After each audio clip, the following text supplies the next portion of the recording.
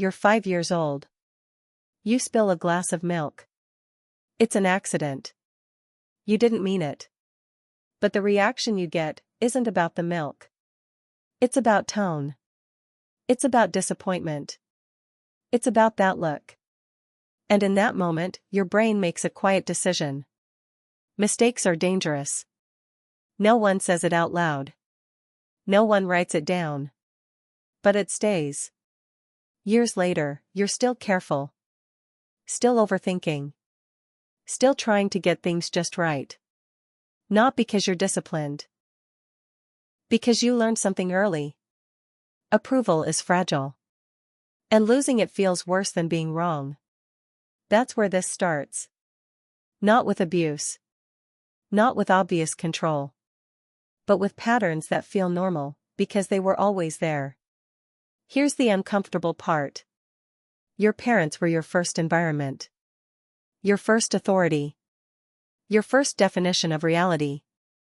Before school. Before friends. Before the internet told you who you could be. They did. And the human brain has a bias. It trusts early information more than accurate information. Which means the first version of truth you received is still influencing decisions you think are independent. That's not a theory. It's a timeline. By age 7, most core emotional responses are already formed. By 18, you've had nearly 2 decades of reinforcement. That's not influence. That's programming. And programming doesn't ask for permission. Let's break how this actually plays out. Quietly. First layer. Control that looks like care. Don't do that, you'll get hurt. Stay close, it's safer. I know what's best for you. On the surface, it's protection. And often, it is. But repeated enough, something shifts. The child stops exploring risk. Stops trusting instinct. Because safety becomes linked to obedience. Not awareness. So instead of learning how to navigate the world, they learn how to avoid disapproval. It's efficient. It keeps things calm. But it comes with a cost. Because when that child grows up, they don't just avoid danger. They avoid uncertainty. Opportunities. Decisions. Even growth. All filtered through one question. Is this safe, or will this upset someone? Now add the second layer. Emotional leverage. This one is more subtle. It doesn't sound aggressive. It sounds disappointed. I didn't expect this from you. I thought you were better than that. It's not a command. It's a withdrawal. And that's powerful. Because humans don't just seek rewards. They fear losing connection. So instead of being told what to do, the child learns what not to risk. It's reverse control. No rules written. But boundaries clearly felt. Now imagine that repeated over time. Hundreds. Thousands of moments. And something interesting happens. The child develops an internal monitor. Not for right and wrong. But for approval and rejection. That monitor doesn't switch off at 18. It just changes voices. Now it sounds like you. Third layer. Identity shaping. This one is almost invisible. Because it often comes disguised as praise. You're the quiet one. You're so responsible.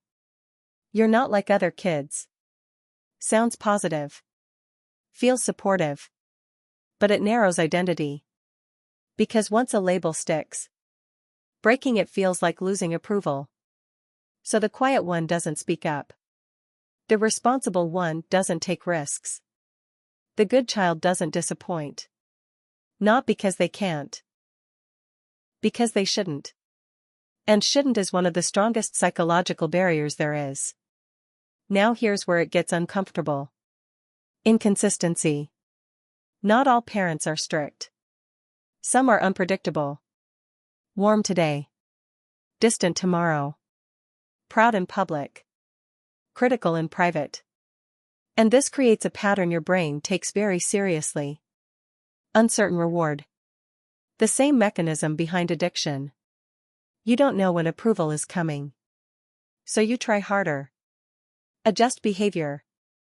Read signals. Anticipate moods. Because maybe this time, you'll get it right. That maybe keeps you engaged. Long after it should. Now step back for a second. Because here's the irony. Most of these patterns are not intentional. Parents aren't sitting there designing psychological strategies. They're reacting. Repeating. Managing stress. But the brain doesn't care about intention. It cares about repetition. And repetition builds systems. So a parent who uses guilt once might use it again. After everything I've done for you, I sacrificed so much. Those phrases carry weight. Not because they're false, but because they create emotional debt.